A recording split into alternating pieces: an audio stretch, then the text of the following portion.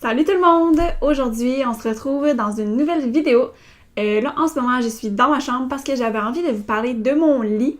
Parce que, en fait, aujourd'hui, ça va faire bientôt 1 an qu'on a décidé d'avoir un futon japonais Shikibuton. Donc, pour ceux qui savent pas c'est quoi, cette vidéo-là va être un peu pour ça aussi, vous expliquer c'est quoi. En fait, pourquoi j'ai décidé de switcher pour un futon, puis mon appréciation, comment on l'entretient et tout. Fait que si jamais cette vidéo-là vous intéresse, je vous invite à rester à l'écoute parce que je vais vous parler un peu de pourquoi je dors sur un futon et un lit au sol. Fait que c'est ça, si jamais ça vous intéresse, restez à l'écoute, puis je vous parle de ça maintenant. Donc, comme j'ai dit tantôt, ça va faire seulement 1 an que je dors sur un futon japonais Shikibuton. Donc, comme que vous en doutez sûrement, j'avais pas ça avant un futon, donc j'avais un lit normal, comme tout le monde. Puis, c'est ça, en fait, moi j'avais un énorme lit queen qui était genre ça d'épais, il était super haut, il était sur une base, super haut. Il était sur une base de lit que j'avais acheté au Ikea, puis dans le fond, c'était une base de lit qui faisait un peu effet genre comme si le lit flottait, comme si le lit touchait pas par terre.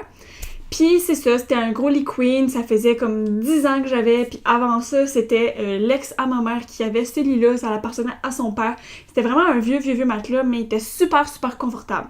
Ça, pour vrai, pour lui donner quelque chose, il était hyper confortable. Puis c'est ça, j'avais pas vraiment de problème avec ce lit-là. Moi, je le trouvais confortable, il faisait la job et tout. Puis c'est ça, j'ai déménagé. Puis en déménageant, la première fois que je suis déménagée, je me suis comme rendu compte que mon lit sentait un peu l'humidité. Puis tu sais, je trouvais que c'était bizarre, là, mais je me suis comme pas posé de questions. Là. Je l'ai un peu désinfecté, je l'ai laissé aérer debout dans mon appartement, que ça sèche et tout pendant plusieurs jours. Puis c'est ça, j'ai fait l'année, puis ensuite on a encore redéménagé.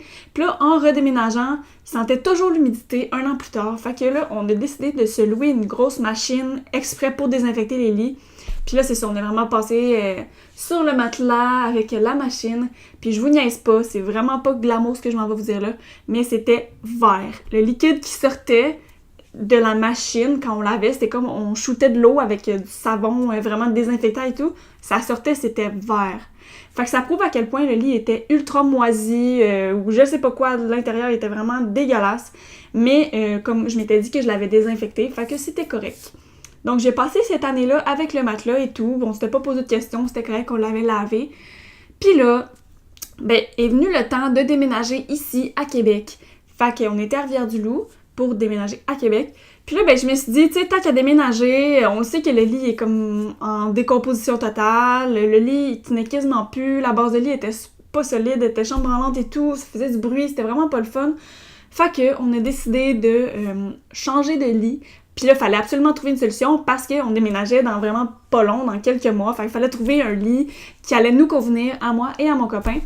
Fait que c'est ça, j'ai commencé à faire des recherches sur Internet. Dans le fond, j'avais dans l'optique que tant qu'à changer de lit, je voulais un lit qui soit plus écologique, qui soit fait naturel, avec des matériaux vraiment naturels, biologiques, pas de synthétique, ou du moins le moins possible. Puis c'était vraiment difficile, il a fallu que je cherche genre vraiment longtemps sur Internet.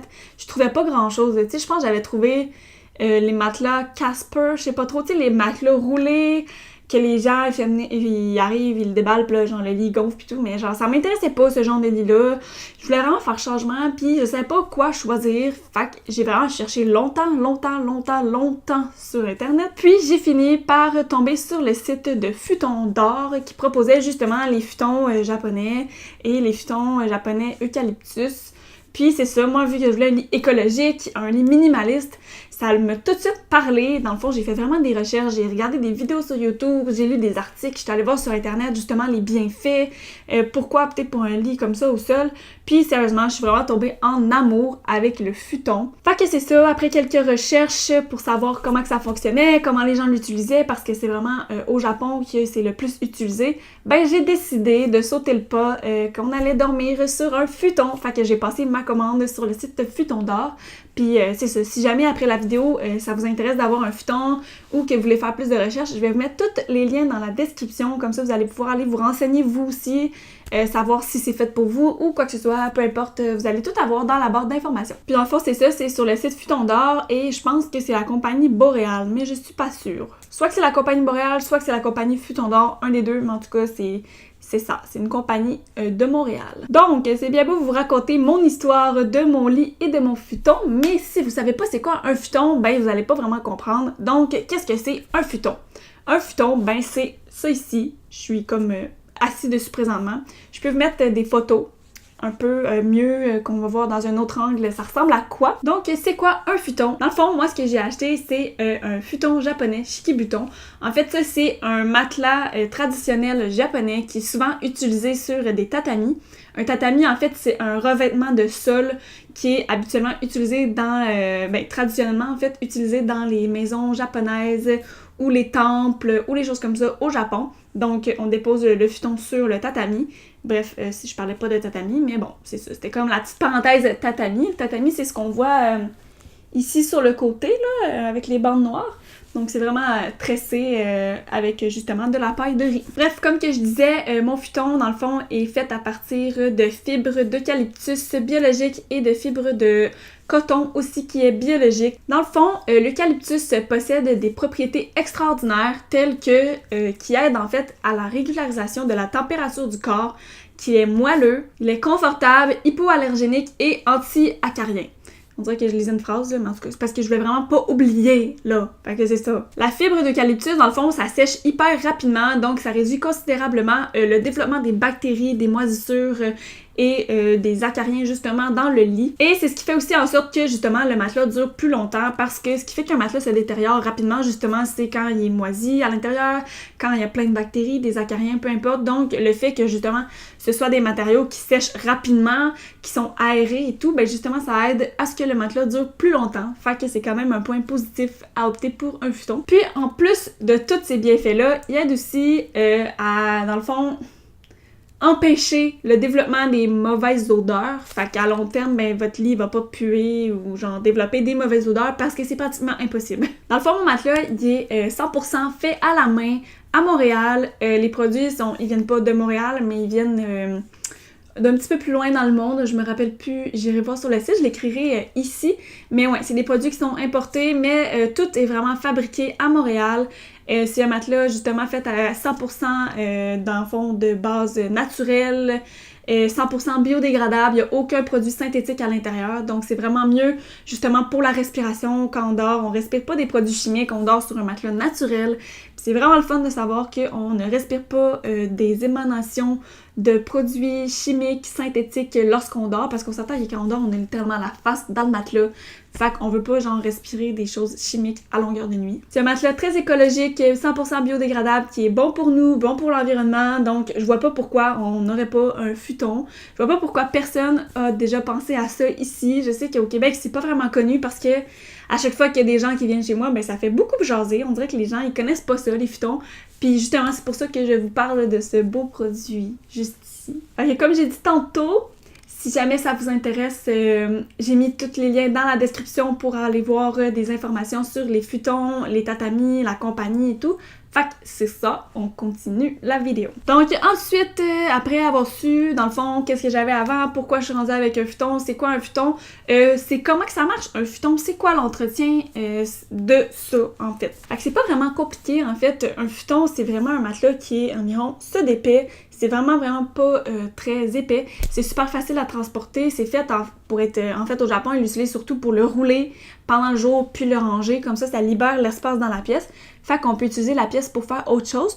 Ce que je ne fais pas à tous les jours. Bien évidemment, je ne lève pas mes tatamis. Tu sais, on s'attend, je laisse mon lit là la plupart du temps. Mais ce qui est le fun, c'est que quand j'ai envie d'utiliser cette pièce-là pour faire du yoga, pour faire sécher des vêtements ou peu importe, ben je peux tasser mon lit très très très facilement. J'ai de la place dans mon garde-robe. Fait que, oups, ça paraît plus, c'est rangé. Fait que c'est ça, en fait, sur le site, pour l'entretenir, en fait, ils recommandent une fois par semaine, de le sortir dehors, d'aller l'étendre pendant 10 minutes au soleil, à l'air libre, pour le faire aérer justement, l'enlever des bactéries qui auraient peut-être pu se développer. Parce que oui, c'est pas parfait. Ça se peut qu'il y ait des bactéries ou des acariens qui se développent. C'est sûr que c'est un produit qui est vraiment anti-acarien, anti-moisissure, toutes ces choses-là, mais ça peut arriver quand même que ça se développe. Fait que c'est pour ça que c'est important de vraiment le sortir régulièrement, le faire aérer. Moi, je vais vous avouer que je le sors pas chaque semaine, là, j'ai pas le temps de faire ça. Puis des fois, il pleut dehors, des fois, il neige. Pendant l'hiver, c'est pas évident. Fait que j'essaie de le sortir le plus que je peux. environ une fois ou 3 semaines. C'est pas beaucoup, mais c'est quand même mieux que rien. Aussi, il y a une housse. Vous pouvez acheter une housse pour le recouvrir. Cette housse-là s'enlève facilement. Vous pouvez la laver. C'est un peu comme un drap de lit. Ça fait en sorte que justement, votre futon reste beau parce que vous allez un peu salir la housse, mais pas le futon. Fait que c'est ça, vu que c'est un lit au sol, c'est bien important de justement le lever, l'aérer, le sortir dehors. Aussi, on peut passer un coup d'aspirateur dessus parce que, mettons, moi j'ai des chats, il y a du poil, il peut y avoir la litière qui se ramasse dans mon lit, vu que c'est par terre, tu sais, on marche, des fois on a tendance à piler dessus au lieu de le contourner. Fait que c'est ça, passer un petit coup d'aspirateur dessus, ça peut être quand même bien. Puis c'est ça, comme que ça sert absolument à rien de louer la méga grosse machine que je vous ai parlé au début du vidéo. C'est vraiment facile d'entretien, on peut le faire facilement à la maison, sinon vous pouvez faire un petit produit, je ne sais pas moi, en base de vinaigre et d'huile essentielle, juste saupoudrer avec un vaporisateur sur votre lit, ça peut peut-être aider aussi à désinfecter. Moi personnellement je le fais pas, mais si vous ça vous tente, vous pouvez le faire, il n'y a aucun problème avec ça. Fait que c'est pas mal juste ça pour l'entretien, c'est pas super compliqué à entretenir, pour vrai, c'est ça, c'est vraiment facile à entretenir là. Donc, désolée si vous entendez un petit peu de bruit, je viens d'ouvrir ma fenêtre, mais c'est ça, dans le fond, pour finir un peu ce que je vous ai dit par rapport à mon futon, vu que ça fait 1 an que je l'ai, j'ai envie d'un peu faire une petite review sur mon appréciation par rapport à ça. Mais c'est ça, pour finir, dans le fond, je vous ai parlé vraiment de tout un peu ce qu'il y a à savoir sur les futons. Si jamais vous voulez en savoir plus, les liens vont tous être dans la description. Puis c'est ça, j'aimerais juste faire une petite parenthèse un peu sur mon appréciation. Ça fait quand même 1 an que je teste le futon. Fait que je suis quand même bien expérimentée pour pouvoir vous en parler si j'ai aimé, si j'ai pas aimé. Personnellement, moi, j'adore le futon. Je trouve que c'est super facile à utiliser. C'est vraiment le fun. On est vraiment bien. C'est super bon en plus de dormir sur un matelas qui est ferme. Pour le dos, ça améliore vraiment mieux justement la position quand on dort. On n'a pas tendance à... Parce que tu sais, un matelas, souvent, on renfonce dans le matelas, fait qu'on finit par dormir un peu le cou. C'est vraiment pas une bonne posture pour dormir. Tandis que le futon, ben, vu qu'on dort directement au sol, c'est vraiment une meilleure position. Donc, pour les mal de dos, pour toutes ces choses-là, ça aide vraiment. Personnellement, moi, c'est vraiment rare que je me lève que j'ai mal au dos. C'est sûr que c'est un matelas qui est assez dur. Tu sais, c'est vraiment directement au sol. Puis en plus... le coton, oui, c'est moelleux. La fibre d'eucalyptus aussi, c'est ultra moelleux. Mais à force de dormir, il faut vraiment... tu sais, ça l'aplatit vraiment. Puis en plus, au début, ce que j'ai oublié de dire dans l'entretien, c'est qu'il faut le tourner de tous les bords à chaque nuit pour vraiment l'aplatir égal, pour pas faire des... comme ça, là. Fait que c'est ça, justement, il devient super dur, mais je vous dis qu'on s'habitue, puis c'est pas comme si on dormirait par terre. Puis si jamais vous n'êtes pas vraiment super à l'aise avec le fait de dormir sur un lit ultra dur, ben vous pouvez mettre une petite mousse en dessous de votre futon. Fait que ça va faire qu'il va être un petit peu plus confortable, un peu plus moelleux encore. Puis vous n'allez pas avoir l'impression de dormir comme directement par terre. Mais tu sais, c'est pas si pire que ça, là. C'est pas genre fucking dur, mais c'est un peu dur quand même. C'est pas comme un gros matelas que vous pourriez acheter n'importe où ailleurs sur le marché. C'est sûr que... j'aime vraiment les futons, j'aime vraiment les tatamis et tout, mais ça fait vraiment différent. Puis en plus, moi, je conseillerais ça justement si les gens, vous n'êtes pas prêts à avoir exactement le même lit chez vous, ben ça pourrait être un bon lit justement pour un enfant, ou même si vous avez de la visite chez vous, c'est quand même cool. Tu sais, ça se range super bien dans un garde-robe. C'est sûr que aussi, ce que j'aime vraiment du futon, en fait, c'est que justement, on peut facilement le ranger. Fait que ça prend pas de la place comme mon ancien lit qui prenait genre toute la place dans la chambre, puis que c'était une chambre et seulement une chambre. Tu sais, ça ici, là, c'est notre chambre. Mais souvent, ça m'arrive de prendre les futons, je les lève, je les accote au mur, les tatamis, je veux dire. Je prends mes tatamis, je les lève, je les accote au mur, je roule mon futon, je le mets dans mon garde-robe. Puis, ben, je peux prendre cette pièce-là pour faire du yoga, pour faire de l'entraînement, pour faire sécher du linge. Je peux faire n'importe quoi que je veux ici, dans cette pièce-là, qui nécessite pas un lit. Je trouve ça vraiment plate, justement, d'avoir une pièce qui est 100% consacrée à un lit. Point. On peut pas faire autre chose dans cette pièce-là, à moins d'avoir une giga chambre. Je veux dire, tu sais, ma chambre est grande, mais pas genre énorme. Fait que je trouve ça le fun de justement avoir l'option de pouvoir lever le lit puis utiliser la pièce comme bon me semble, parce que je suis en appartement, j'ai pas 50 000 pièces pour 50 000 trucs, je suis dans un 4,5. Fait que c'est cool que ma chambre, ben justement, je puisse l'utiliser pour faire autre chose.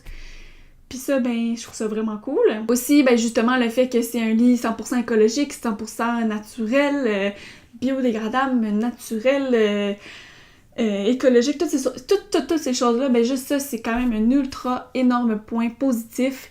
Puis, ben, c'est ça. Si jamais ça vous a intéressé, si vous êtes un peu intrigué par rapport à ça, ben, tant mieux, parce que moi, ça m'a vraiment intrigué longtemps avant de l'acheter. Tu sais, j'ai fait des recherches, j'ai regardé des vidéos, puis, ben, je suis vraiment tombée en amour avec ça. Pour vrai, je recommande ça à tout le monde. C'est sûr que c'est pas fait pour tout le monde, tu sais, on s'entend. Il faut pas être princesse, tu sais, c'est pas comme un gros lit de princesse, tu sais, c'est vraiment un lit au sol et tout. C'est vraiment différent, c'est de l'adaptation. C'est sûr que les premiers jours que tu dors sur un futon, ben t'es pas très bien, ou t'es bien, mais t'es comme, pas sûr. Ça prend vraiment un moment d'adaptation, tu dors quand même par terre, c'est pas le même feeling. Mais pour vrai, je vous recommande vraiment de au moins l'essayer, puis au pire, si vous aimez pas ça, ben vous l'aurez essayé, puis je vois pas pourquoi, ben vous l'aimerez pas, mais en tout cas, ça peut arriver. J'espère que vous avez aimé ma vidéo, puis ben c'est pas mal tout sur mon futon, en fait, tout ce qu'il y avait à savoir, mon appréciation, comment l'utiliser, c'est quoi, pourquoi. Puis c'est ça, en gros, je suis vraiment super contente de mon expérience, puis on continue encore cette année avec ça. Puis ben c'est ça, j'ai pas grand chose d'autre à dire, mais j'espère que vous avez aimé la vidéo. Puis nous, on se retrouve dans une prochaine vidéo. Ciao bye! Je suis malaisante. Je suis fucking malaisante.